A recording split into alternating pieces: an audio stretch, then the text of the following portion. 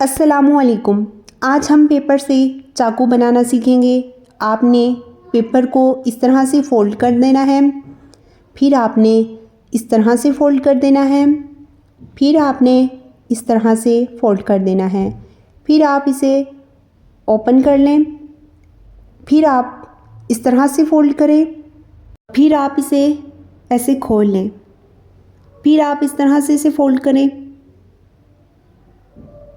फिर आप इस तरह से फ़ोल्ड करें, फिर आप इस तरह से फ़ोल्ड करें,